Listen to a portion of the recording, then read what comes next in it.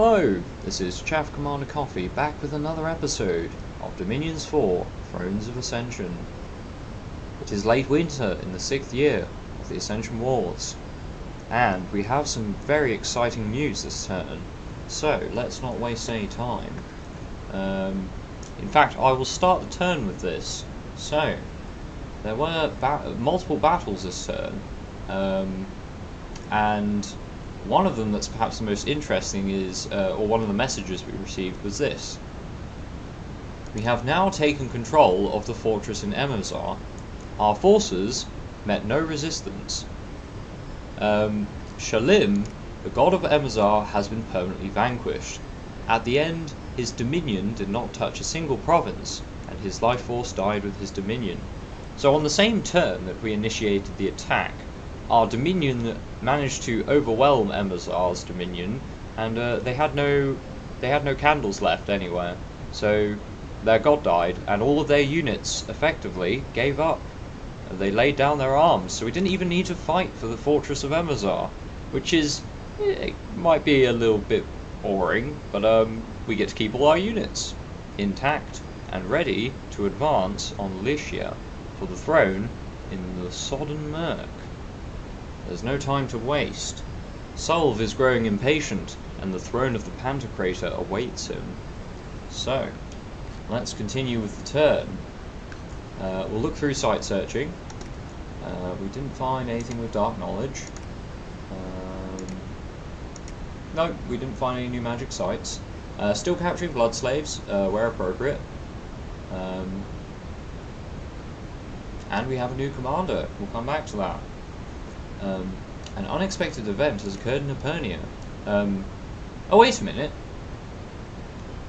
This is the Pyre of Frozen Flames. I thought I was expecting it to come up as a separate message, like the Pyre of Frozen Flames has generated you X amount of gems. But it actually comes up as an unexpected event. That was confusing me. So for each fire gem you expend, you convert them into 2 water gems. Interesting. And you can cast this in multiple provinces. Now, it does make your dominion cold. That's the only way to generate the gems, is once the province is cold enough. But if your nation already likes to have a cold land to live in, then this is a really good spell for generating water gems. It's a good way to branch into water magic if all you have is access to fire. Although it does, saying that, it does require both fire and water magic to cast. So perhaps if your pretender has fire and water magic, but your nation doesn't have access to water gems, this is one way of generating them. In our case, it's more, well, at this point we have so many gems, it's just a case of conversion, isn't it? Just a case of conversion. So, an unexpected event has also occurred in Menace. A hidden laboratory has been found, claimed in your name. We got another Scepter of Authority for free. So I can give that to someone. Killed a bunch of brigands. We did manage to recruit the Whispering Legion, which is good. That means Moldy won't be able to pull any more surprise attacks with those ghosts, which were rather annoying. But let's go over the battles this turn. Now, there was a battle in Batagne. I believe Moldy will probably win this one. Yes, they came over with quite some force, and we only had province defense. So yes, no point watching that. Yes, we lost to Moldy's attack. There was a battle in Pustinia. Now this should be my Frost Fiends just cleaning up the last of Moldy's sort of incursion in my lands from the sea. As you can see, they rout the archers, and then they fly in, and they destroy everything. Good job, Frost Fiends. Good job. And there was a battle in Green Waters. This was our preemptive assault of the Ocean Realm with our barbarian chieftain Hisana, who's been biting at the bit, if you would, to get into combat. As you can see, he's ready to rush in and kill some Ictiids. As long as he got netted. Oh, I wasn't expecting that. Oh well. Never mind. I wasn't expecting him to die so quickly as well after being netted, but I suppose it does reduce all of your defense skill to effectively nothing. So yes, the units did return to Saltnaham. I hope. Oh no, they didn't, because he had the only item which allowed them to breathe underwater. So oh well, we can always get more goblins. That was a bit of a misplay by me, but I wasn't expecting Ictiids. I really should have attacked with this scout and then attacked next turn. Instead, I decided to move the scout in normally, and I had no idea what was in the province. So there you go. I'm going to move the scout eastward just to keep an eye on their lands. And right, I think Simois certainly has a better chance. Well, mostly because he won't be going into combat straight away. Hold an attack closest, and these can be set to fire at closest. And my wizards can effectively do what they want. I think they'll be fine. I might get what is it, Armad here to cast Tropical Currents. Where is that? Is it? No?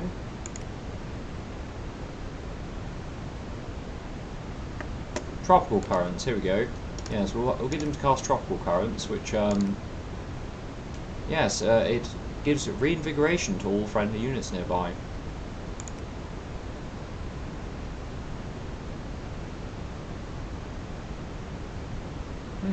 Gulf Stream.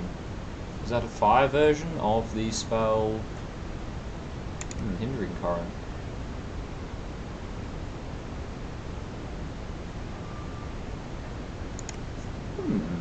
How much does this cost? 60 fatigue? Alright. Well, I think he can cast this then. And we'll have you hold and then cast spells. We'll have Kukimbia here cast, we'll have him specifically cast, this Hindering Current seems pretty good. Surrounds a group of enemy soldiers with currents that hinder their movement. Moving and fighting will exhaust them and prove disastrous even for lightly armed soldiers. And the Ictiids have absolutely terrible movement, so I think if we use Hindering Current to our advantage, I think we should be able to deal with the Ictiids with no problems. So we'll try that out, and we'll have these at firing key distance on the closest enemy. Or maybe I'll have them hold an attack closest. Yeah, that way they'll shoot if they can. I don't think they can fire whilst they're underwater, but we'll see, we'll see. Orgias needs to move towards the underground. Yeah, so those were all the battles. Unfortunately, we did lose Hisana after all. I think he would have performed much better in the arena, probably because he wasn't going to get netted by a random Ictiid. But never mind. We'll just train a few more men before we go and invade the water again. This time it will go just fine. I can show you of that. So we have a few scouts we can move around. We'll have this scout move to Muspel just to see what their forces are looking like there. Now they do have this force in Batagne, which is annoying. However, we do have all of our forces ready to intercept them. So I think what we want to do is split up the army and then reform them in Batagne. So I want these two commanders, I want one of them, I want V to move to Bonelands. And I want Hark to stay there and patrol. I want these men to stay here. And I want Tenthredon, he's commanding our cavalry, to move all the way, I want him to move to Mir. And I want the rest of the forces to move to Dryfields. Now what I'm going to do is leave some of the magic items in the lab, since they're not useful on these commanders. He can keep the Skull Pendant. Lift Raise has many useful things to do in combat already. And Anfar, you can be given a Skull Talisman. So you can now, oh, you have, no, you don't have the Scepter of Authority anymore. So you can be set to spamming some skeletons as well. So this force moving to Dryfields, let's just script them. Yes, have you animate plenty of skeletons. We'll put him there. and put air mass there to spam some skeletons. We'll line our archers back up in the centre. Have Angerboda, you can actually just stay at the back. I think I want you to stay in Emilzar and build a temple. I think that's going to be important to solidify our dominion in the east here. So we will do that. This force hold an attack, that's fine. The skeletons should support them. There won't be much support, but it's better than nothing. And Eurystheus can just protect Literates and provide supplies. I think this should be, if they attack Griffa, that's fine, because if they attack Griffa, they'll probably do it with quite a large force. So, I think we're safe to continue here. We're going to change Solve back into his mage form. I hope all those magic items didn't get discarded. Didn't look like they were picked up by either of my commanders, so I assume they just went straight back to the lab. But I'm worried that they didn't. I'm worried that they just disappeared. Tok, right, you were picking up some sacred units, and I suppose you could pick up a bunch of heavy cavalry as well. Just to bring them to the main force. Right, so Tok, you need to move to Saltnaham as soon as possible. In fact, you move to Valgard. Orgias, you need to move into Mace, moving to Saltnaham. You are forging bloodstones, but you apparently can't anymore. The answer is that you can forge another bloodstone. Right, we'll come back to those mages. Right, Solve, you need to forge some blood boosters, such as this Bloodthorn. You need to forge that right now, so that we can start delegating forging blood items to different commanders. So, this mage I want to move to... I can move him all the way to Lilithor. I think I'll have him do that. I can move this undead mage to Valadin, then to Mexico to site search there. I can have Eriadu move down to the Mines of Fortune. Argias is moving to clear the Underspring, which we'll need to do. And I'll tell you what, we're not going to get Saladar. He's just going to cast spells. He's going to actually take Lunawatia's land, because Lunawatia looks like it might invade the Forest of Gila. And that would be quite bad, indeed. Since I like the Forest of Gila, the Forest of Gila provides me with lots of devils, so yes. What we're going to do is grab our forgers here, and they are going to be ready to defend the Forest of Gila if need be. And they can do so with our new commander, Oagrios the Sleeper. And in fact, he can command these few men. There isn't many of them, but these Demon Knights are pretty powerful. So we're going to put them on the flank and have them attack the rearmost enemies. Put them down there. So yes, we'll move our mages. Kimyar we need to keep alive. He's my only Nature 4 mage right now. And I think...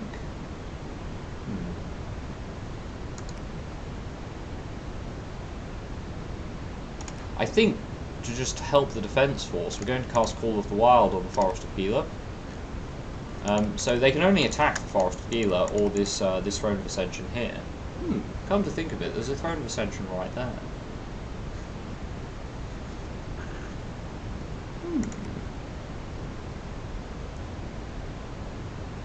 Interesting thoughts are flooding through my mind right now. Right. You are casting Terracotta Army, so you need to put that in the lab and take Crown of Command instead, because you need to lead all of these Terracotta soldiers and some of these cavalry. You need to take these, and all of you need to start moving towards that Throne Ascension. Because I have a plan. Oh yes, I have a plan. Hopefully it works.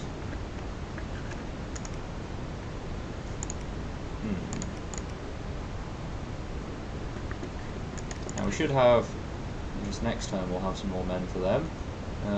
You can carry on casting Haruspecs where possible. And, right, another scout to move to the Impassable Mountains. And these Death Mages here, which are going to move with Saladar. And we're going to have all of them set to spam skeletons. Oh yes, let's spam some skeletons. Horde of skeletons. Horde of skeletons. Many skeletons. Many skeletons. Let's have them line out in front of Saladar. Yeah, he's also an astral mage, so I put him as a higher priority unit, I suppose. In fact, I'll have them guard Salazar. I don't think the chill will affect the these revenants very much. They have a cold resistance of 15, being undead. So we'll move them into blue waters to attack Lunawasia. How well that goes is, well, anyone's guess, but we'll find out. Now let's get these scripted properly.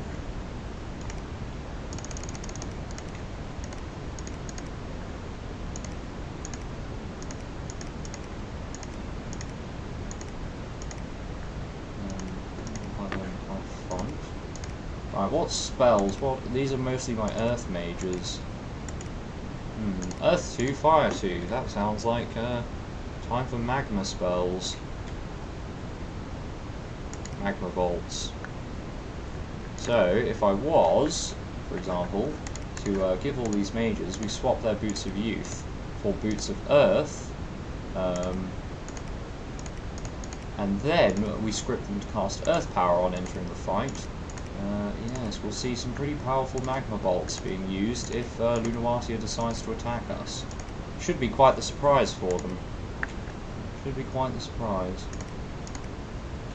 So let's start with summon Earth Power, and then follow that with a lot of magma bolts, which are, I think their range and their damage is boosted by the level of Earth magic. So yes, we'll try that. And see how that goes. Yes, they are going to move over here and try to help out with this army.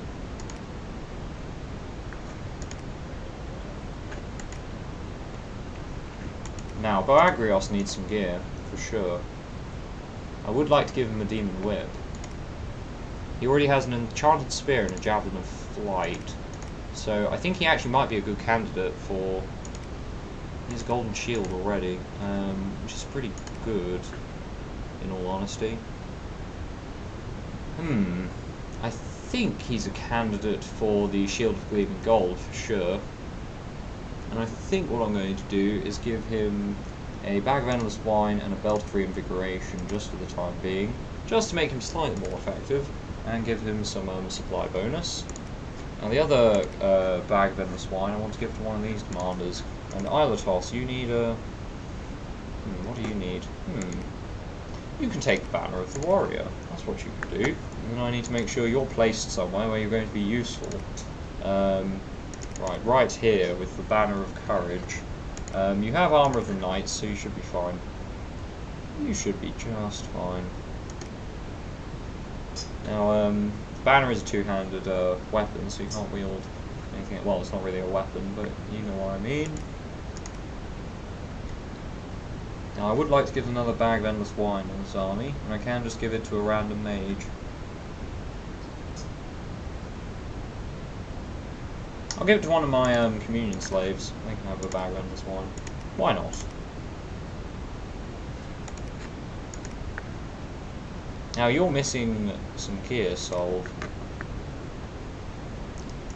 What do we want you equipped with? Boots of Youth for the reinvigoration. Staff of Elemental Mastery increases fire magic further.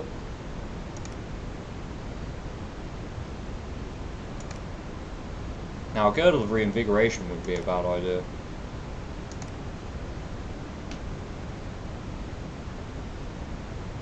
Oh, we've got plenty of Lightless Lanterns I need to give out as well. I forgot about that. Let's pass them around to some unlucky mages.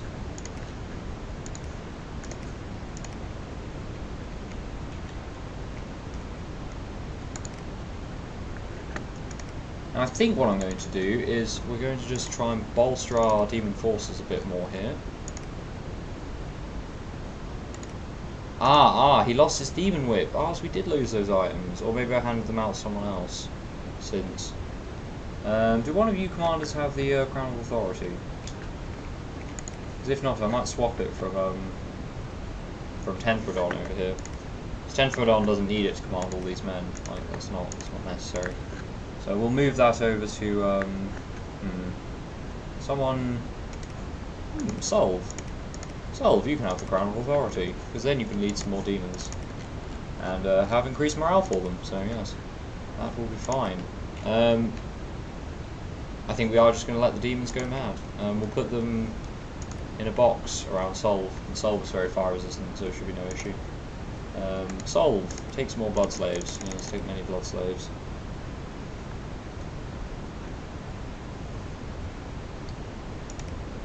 Now, what else do I want Solve to be equipped with? I suppose in the meantime we can give him the Astral Serpent, just so he has something in that slot. Might as well. Right. Now I'm hoping this should be adequate to defend our lands. I'm going to just boost the province defense as much as I can in the woodlands here. They do have Amazons as a natural defense, which are pretty good. They gain my Bless, which is quite nice. So yes, we will try to boost the province defense in the woodlands until we are finished capturing the throne of Muspel. Though once we've done that, we might have already finished. Now I'm going to just optimize my research so we get a bit more into blood magic. That should do.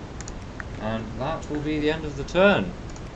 Next turn we shall be invading the throne of Green Waters again, and this time it will go well. I assure you it will go well this time. No mistakes with the barbarian being immediately netted and stabbed. Never underestimate the Ictiids. No, no, no. Right, it's early spring in year 7 of the Ascension Wars, and we are very close to our goal. We grow closer with every turn of the seasons. So, it's been me, Chaff Commander Coffee. Thanks for watching, and I will see you next time.